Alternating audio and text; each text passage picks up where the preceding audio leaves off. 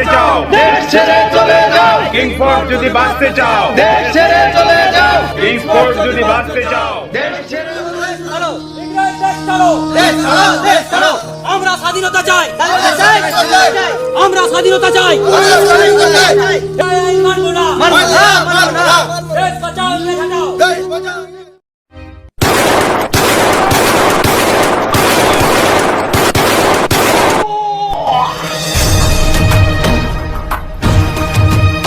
শালা বাঙালি খুট্টা।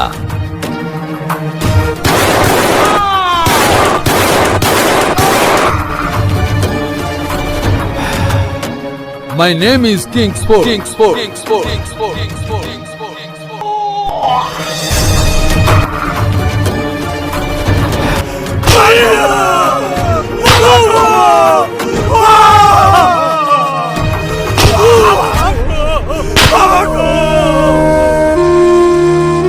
কিংসফোর্ড যদি বাঁচতে চাও দেশ ছেড়ে চলে যাও, কিংসফোর্ড যদি বাঁচতে চাও দেশ ছেড়ে চলে যাও, কিংসফোর্ড যদি বাঁচতে চাও দেশ ছেড়ে চলে যাও, কিংসফোর্ড যদি বাঁচতে চাও দেশ ছেড়ে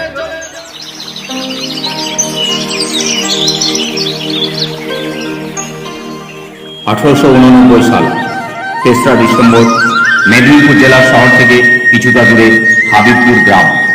ঠিক সময় যখন ঘড়ির কাঁটায় বিকেল 5টা বাজে, বসু পরিবারের হঠাৎ সবাই আনন্দে আত্মহারা হয়ে উঠলেন। আর কেনই বা হবে না, পরপর দুটি পুত্র সন্তানের মৃত্যুর পর এই তৃতীয় সন্তানের জন্ম। বাবা ত্রৈলোক্যনাথ ও মা লক্ষ্মীপ্রিয়ার কোলে এক নবজাত পুত্র সন্তানের জন্ম হল। তবুও সন্তানের মৃত্যুর ছায়ায় সংশয় দূর করতে 3 মুঠো খুদের বিনিময়ে জ্যেষ্ঠ কন্যা অপূর্বা দেবীকে তুলে দিয়েছিলেন সন্তানের ভার। খুদের বিনিময়ে কেনা হয়েছিল বলে এই নবজাতের নাম রাখা হল ক্ষুদিরাম।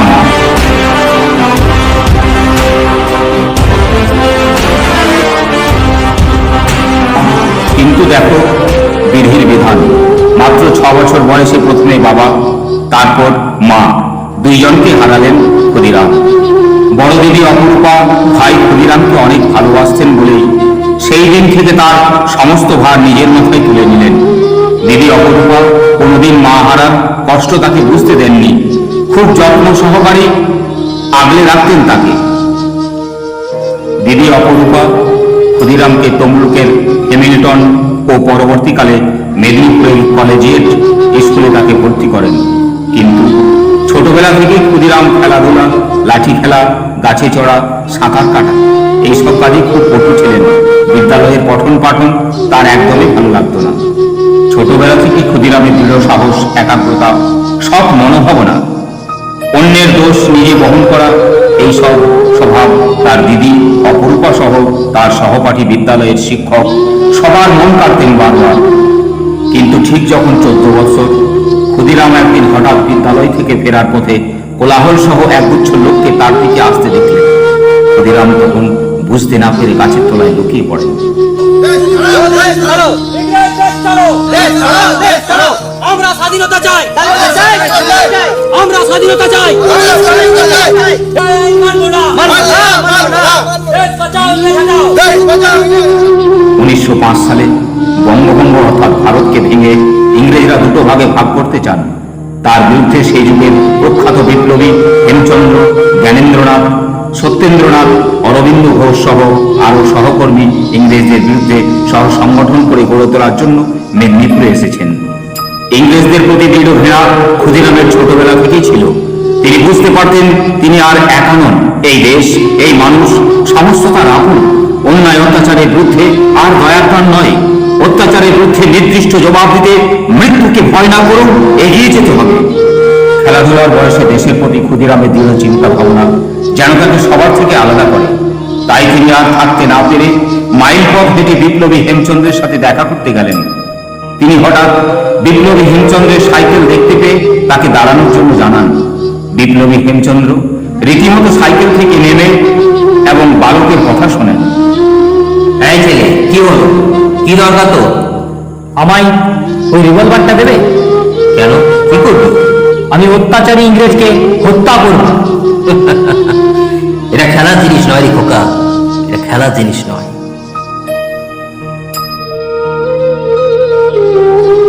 ক্ষুদিরামের দৃঢ় চিন্তা ভাবনা বিপ্লবীকে একটু হলেও চিন্তায় ফেলে দেন। এরপর ক্ষুদিরামকে তিনি তাদের গোপনীয় সাংগঠনিক বিপ্লবী কার্যকলাপের সাথে যুক্ত হবার জন্য জানান।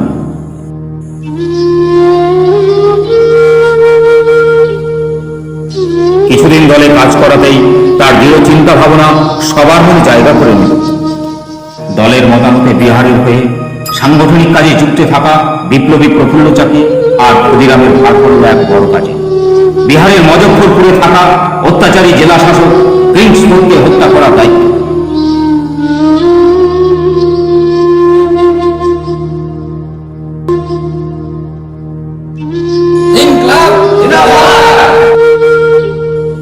বড়দা প্রফুল্ল চাকির কথা মতো ঠিক ছককসে তারা বেরিয়ে পড়লেন। মাইলের পর মাইল পথ হেঁটে তারা পৌঁছে গেলেন জেলা শাসক কিংসফোর্ডের শহরে। 1 মাস ধরে কিংসফোর্ডের বাড়ি, তার গতিবিধি, তিনি কখন কোথায় যাচ্ছেন সব লক্ষ্য করলেন। অবশেষে সময়ের অবসান ঘটল। 1908 সাল 30শে এপ্রিল ঠিক হলো রাত্রি 8:30 নাগাদ কিংসফোর্ড যখন বাড়ি ফিরবেন তখন তার গাড়িতে বোমা ফেলা হবে। সময় মতো ক্ষুদিরাম ও প্রফুল্ল চাকি কিংসফোর্ডের বাড়ির সামনে ঠিক কিছুটা ধরে অপেক্ষা করতে থাকেন।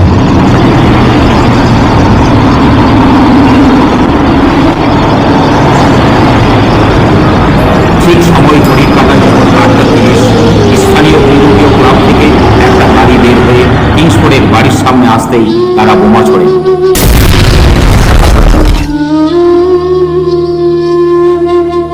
আর ঠিক বোমা ছোড়ার পরেই দুইজন দুই দিকে পালায়, কারণ তাদের এটাই চুক্তি হয়েছিল বোমা ছোড়ার পর কেউ কারো মুখ দেখবে না, সময় মতো গন্তব্যস্থলে পৌঁছাবে। কিছুক্ষণের মধ্যেই কোলাহল শুরু হতেই দেখা যায় একজন পুরুষ মানে স্থানীয় আইনজীবী পিঙ্গল ক্যানাডি ও মহিলা ওরফে তার স্ত্রীর মৃতদেহ ধূলিসাৎ হয়ে গেছে। গাড়িতে কিংসফোর্ড ছিলেন না, ভুলবশত তারা বোমা ছুড়েছেন অন্যের গাড়িতে। কিছুক্ষণের মধ্যে পুলিশ সুপ্রিয়র, সমস্ত দারোয়ান ও অফিসারদের হাই অ্যালার্ট করা হয়। সন্দেহজনক ব্যক্তি দেখতে পেলেই তারা যেন গ্রেপ্তার করেন।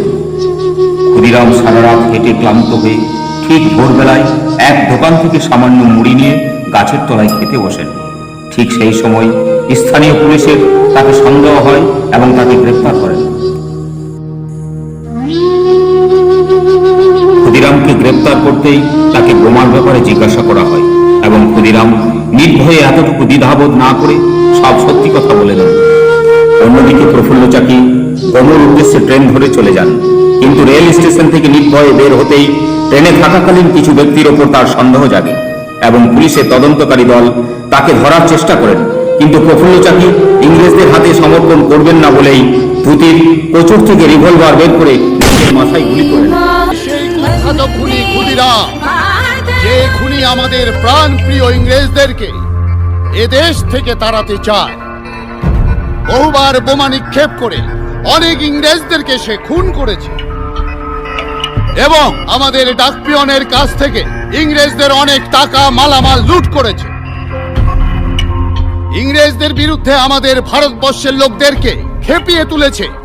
এই অল্প বয়সের ছেলে ক্ষুদিরাম আমাদের প্রাণ প্রিয় ম্যাজিস্ট্রেট কিংসফোর্ডকে বোমা মেরে হত্যা করতে না পেরে আমাদের আরো 2 জন ইংরেজকে সে হত্যা করেছে, ইওর অনার।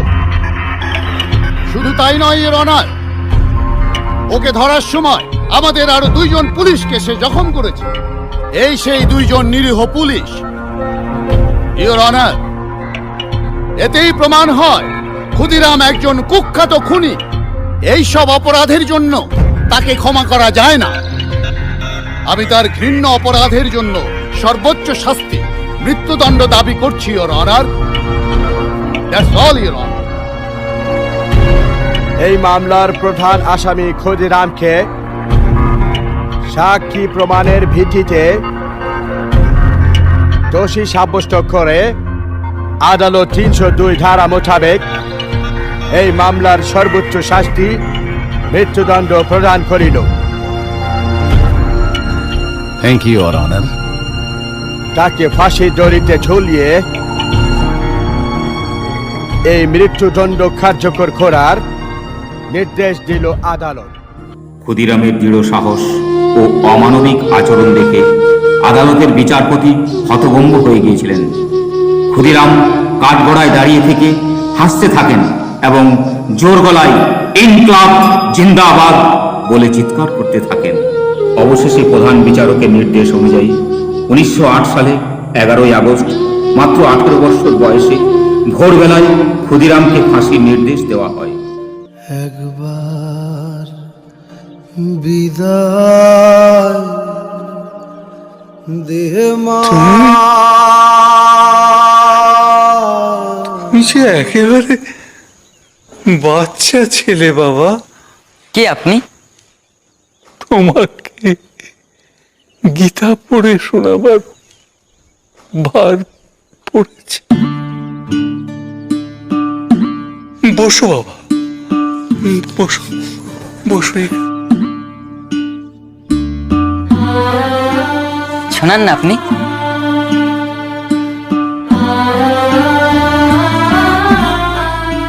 তুমি তোমার দিদির সাথে দেখা করতে চেয়েছিলে।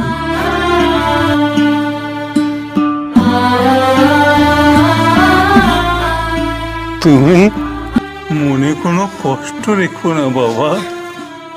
কে বলেছে আপনাকে এ কথা? আমার তো একটাই ইচ্ছা, এদেশ থেকে সাহেব তাড়ানো। চুপ চুপ।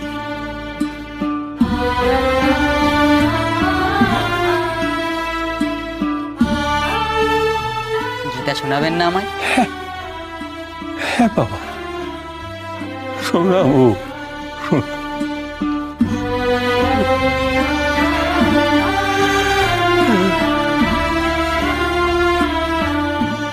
কিন্তু তুমি তো বাবা সব বুঝতে পারবে না। তুমি যে বড্ড ছোট। গীতায় শ্রীকৃষ্ণদেব কি বলেছেন জানো?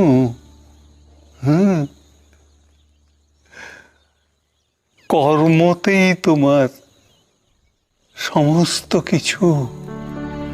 কর্ম করো, কিন্তু ফল তোমার নয়।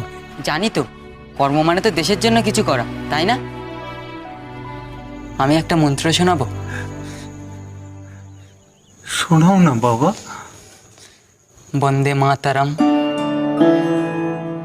সুজলাং সুফলাং মালায়জ শীতলাং শস্য শ্যামলাং মাতারাম, বন্দে মাতারাম।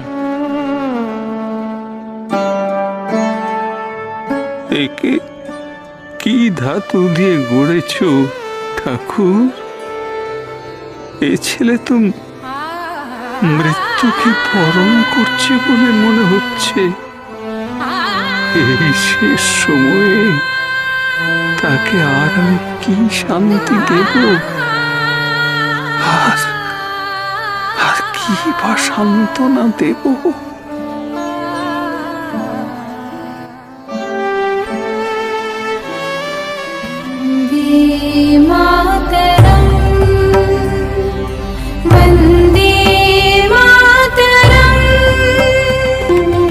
ক্ষুদিরামের এই ফাঁসির বিচার শুনে তার দিদি অপরূপা শেষবারের জন্য ক্ষুদিরামকে দেখতে চান। খোকা, ওই খোকা, তুই কোথায় যাচ্ছিস বাবা? কোথায় যাচ্ছিস আমাকে ছেড়ে? তুই কি আর ফিরবি না?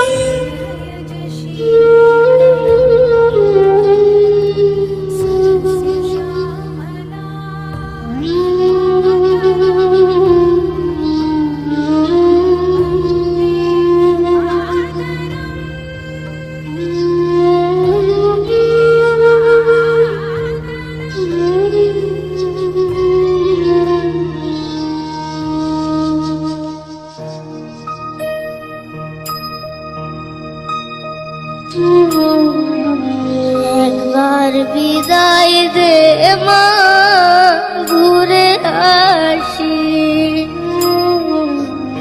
একবার বিদায় দে মা,